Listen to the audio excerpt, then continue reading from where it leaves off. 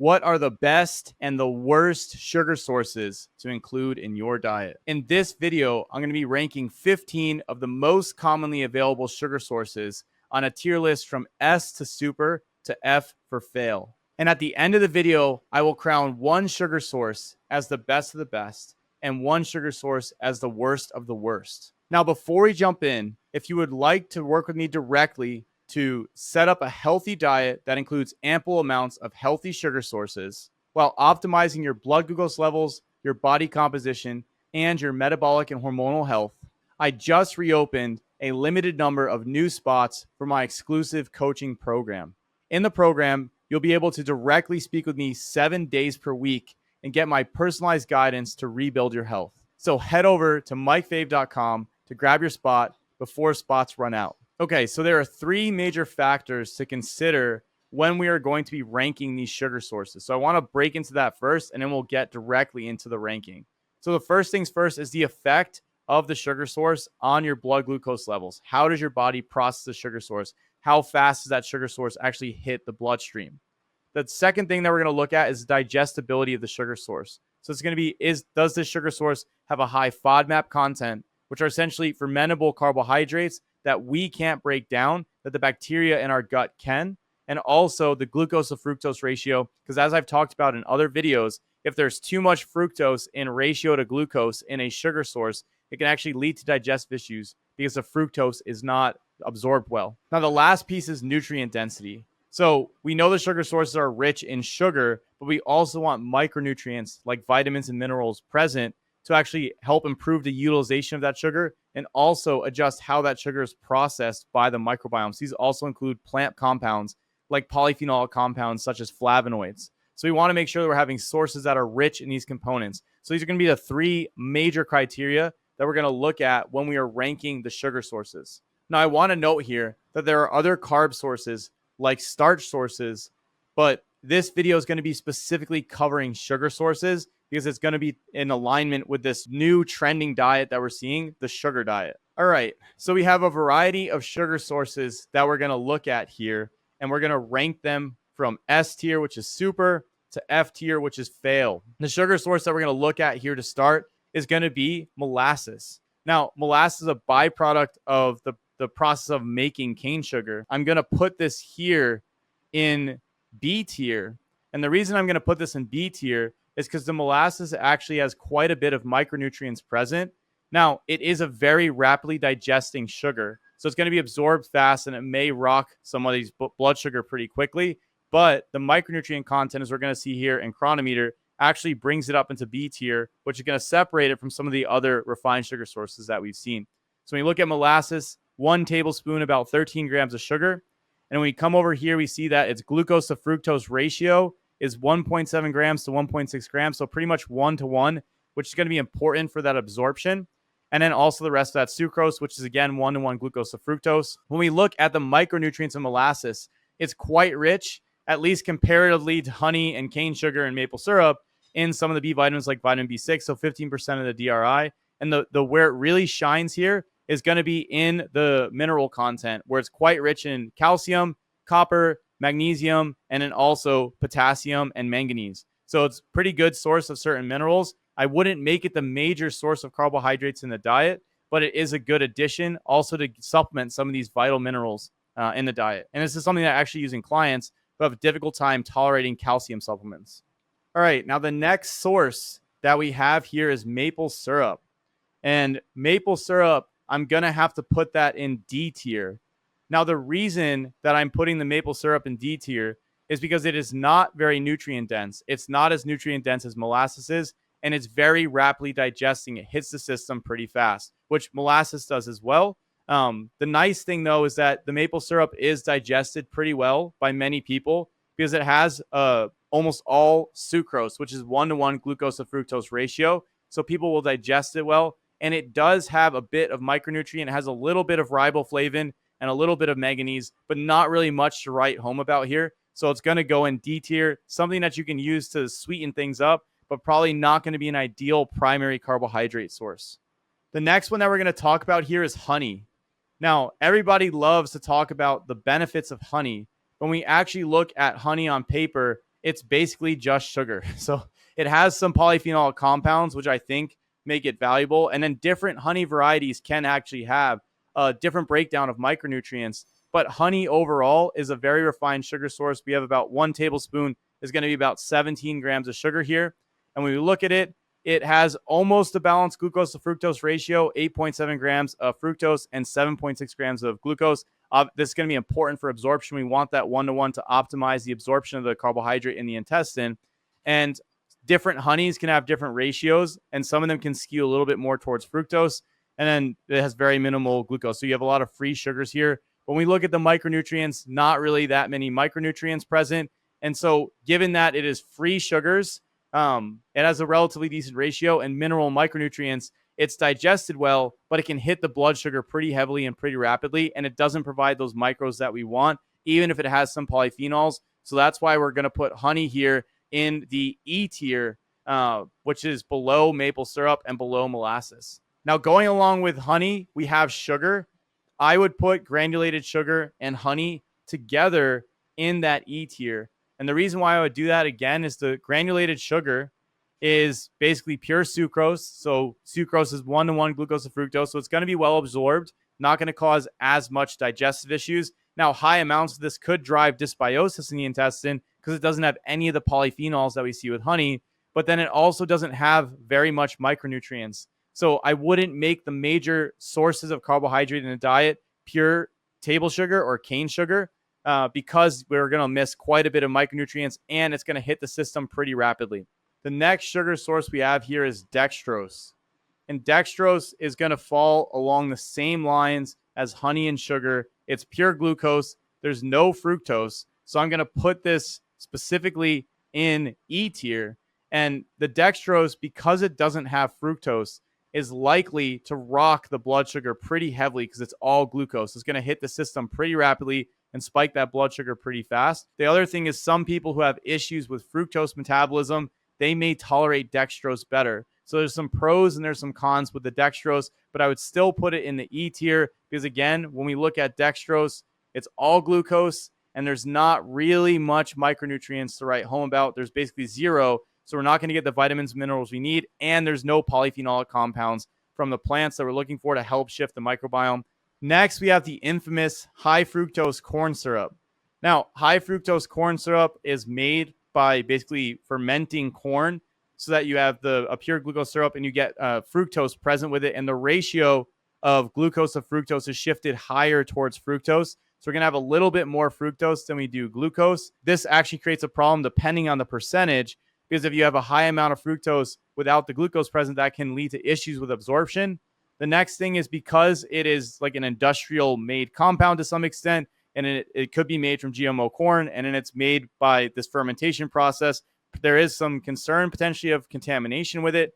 And on top of that, it has very little micronutrients.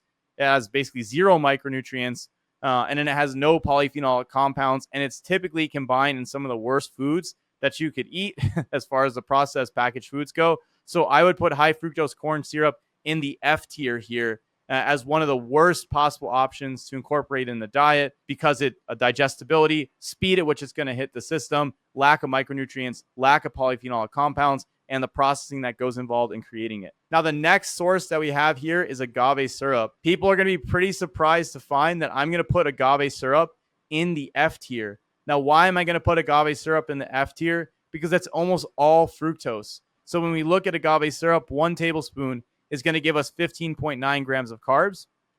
And then when we look at the breakdown, we're going to see 11.7 grams of fructose. Now, this is a problem because many people do not absorb fructose well without the presence of glucose. The intestine requires both glucose and fructose to be present to absorb that fructose. So if you just have fructose, it stays in the intestine and the bacteria are able to get a hold of it and ferment it. So I think, and I've seen this with quite a few clients, when people eat large amounts of agave syrup, they tend to get digestive issues. So I think this is probably one of the worst sources to incorporate in the diet, because if you have bacteria fermenting that fructose, that can lead to a variety of metabolic concerns. So I would not use agave syrup. I would put that in the F tier with the high fructose corn syrup. For the next source here, we have 100% fruit jam. So for 100% fruit jam, the one that I specifically like to use personally, I'm not affiliated with them, is this St. Dalfor's jam. And I do like the strawberry one. And when you look at the ingredients, it's strawberries and it's sweetened only with fruit juice concentrate, fruit pectin, and lemon juice. So it's basically entirely fruit, and it's a very concentrated source of fruit because you get quite a bit of carbohydrate for a very small amount. So 1 tablespoon is going to give you 12 grams of carbohydrate, but it's coming entire, and this is all sugars, and it's coming entirely from fruits. So this is a good source to incorporate in the diet to help get some extra carbohydrate. But I'm going to have to put the fruit jam in D tier. And the reason why I'm putting the fruit jam in D tier is because the fruit jam is very rapidly digested. And so it can spike the blood sugar pretty significantly for some people, especially if they're not used to carbohydrate. And it's not very micronutrient dense. Next up, we have low FODMAP organic 100% fruit juice. So these are going to be things like orange juice, grapefruit juice, pineapple juice, grape juice, pomegranate juice, coconut water, blueberry juice, cranberry juice, lemon juice, and lime juice. These I'm going to put in A tier. Now, why am I putting them in A tier? While they do have vitamins, they have minerals, they're very easily digested. They have 1-to-1 glucose to fructose ratio. They do not have a high FODMAP content. These juice sources can hit the blood sugar pretty rapidly, especially if you have higher quantities of them. And for some people, that may give them a blood glucose spike depending on their state. And so I put them in A tier because you're going to want to be careful if you are metabolically impaired, having some of these very rapidly digesting juice sources. And you're going to want to incorporate whole fruits with these as well to help adjust that blood glucose rise and help keep the blood sugar a little bit more stable overall. So that's why they fall in A tier and not S tier. Okay, so next up, we have the high FODMAP organic 100% fruit juice. Now, this will include things like apple juice, pear juice, peach juice, watermelon juice, cherry juice, and prune juice. And these I'm going to have to put in the C tier instead of the A tier like the other low FODMAP organic 100% fruit juices, largely because of the imbalanced glucose to fructose ratio in favor of fructose with these juices, and also because of their high FODMAP content. The next source we have are high FODMAP organic whole fruits. So these are going to be things like plums, peaches, nectarines, cherries, lychees and longans, watermelon, dragon fruit, persimmon, mangoes, apples, pears, apricots, and blackberries. Now, these sources I'm going to have to put in the B tier. Now, why am I putting them in the B tier? They do have vitamins and minerals. They do have fiber content with them. They are a great source of carbohydrate. There's a lot of research showing benefits to them. And the problem is because they have FODMAPs and or their glucose to fructose ratio is imbalanced towards fructose, they can pose digestive issues for people. Where people get bloating, they get gas, they get loose stools, and things like this from some of these fruits, especially in higher quantities. So in this circumstance, I would say to be careful with these food sources. Does that mean you can't eat them or can't incorporate them into your diet? Of course not. But I would test out your response because after working with clients over the past decade, trying to help people incorporate sugar sources in their diet, these are some of the major sources that I see people have digestive issues with on a regular basis. Now, the next source we have here are the high FODMAP organic dried fruits. And it's unfortunate because some of them are actually delicious. So some of the foods that we have here are dried mango, dried apples, dried peaches, pears, cherries, apricots, persimmon, raisins, currants, sultanas, prunes, and figs. Now, this does not mean that you can't incorporate these into your diet. They are rich in vitamin and minerals. They have adequate carbohydrate intake. They have fiber, and they have the polyphenol compounds. But if you find yourself eating tons of dried mango and being extremely bloated and being extremely gassy, then I would actually take a period of time and remove the mango from the diet and see if digestion improves. This doesn't mean that you have a dysbiosis or anything like this. This is par for the course for some of these foods. I'm going to have to put in the B tier. And the reason I'm putting these in the B tier is because they can create digestive issues for people, pretty significant digestive issues like loose stools or bloating or constipation as well. So the next sugar source that we have here is the low FODMAP organic dried fruits. These are going to be things like goji berries, mulberries, pineapple, papaya, jackfruit, bananas, oranges, kiwi, cranberries, blueberries, and dates. The dried fruits are a great source of vitamins, of minerals, of sugars, obviously, of plant compounds. However, because they are dried, they can actually rock people's blood sugar pretty significantly. I have quite a few clients who I'm working with who have type 2 diabetes, type 1 diabetes, and the dried fruits I can see on their CGMs hit the blood sugar very rapidly. So usually I think it's okay to incorporate them, but the amount has to be moderated to keep the blood sugar in an appropriate range and without having these massive spikes postprandially. So these sources I'm going to have to put in A tier for that reason. The other thing I want to mention with dried fruits is I think for some people, because the fruits are dried, if you eat too much of them, they can actually create digestive issues as well, which also makes you put them in A tier. Even though glucose to fructose ratio could be 1 to 1, and it's mostly sucrose, and there's not many FODMAPs in these fruit sources, for some people, because of the dried component of it, because they're very dense, I think they can pose a digestive issue. Since we've gone through all the sources, let's talk about what the best of the best sources are here. Now, the best of the best sources are obviously the low FODMAP organic whole fruits. So these are going to be things like blueberries, strawberries, raspberries, mulberries, mangosteen, bananas, pineapples, guavas, passion fruits, grapes, kiwi, papaya, cantaloupe, honeydew, oranges, grapefruit, lemons, limes, cherry moya, soursop, and jackfruit.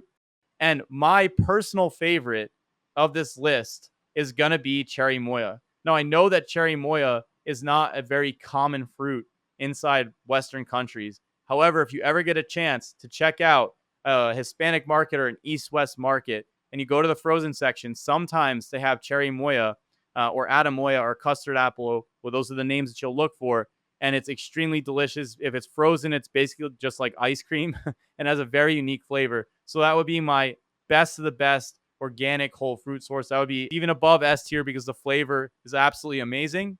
And as far as the worst of the worst sugar sources, the sugar sources that if I see these in somebody's diet that I'm working with, that I remove immediately, these are going to be all the processed food sources of sugar. So that's going to be the things like the jelly bean, Sour Patch, fruit roll-ups, sodas like Mountain Dew and Pepsi, and things like this. I'm going to be removing those as soon as possible and replacing them potentially with juices, whole fruits, dried fruits, things like this, so that there's micronutrient density, there's adequate fiber intake in the diet, there's the beneficial plant compounds, and there's also the 1-to-1 glucose to fructose ratio without the FODMAPs, so that people are able to actually digest these sources, absorb them, and metabolize them appropriately, right? Because it's not about just having the sugars. It's about being able to convert those sugars directly into ATP, into energy at the cell. And so all of these components that come with the whole fruits, that come with 100% fruit juices, they actually improve that process, that conversion of the fuel source of the sugar into energy at the cell via mitochondrial oxidation.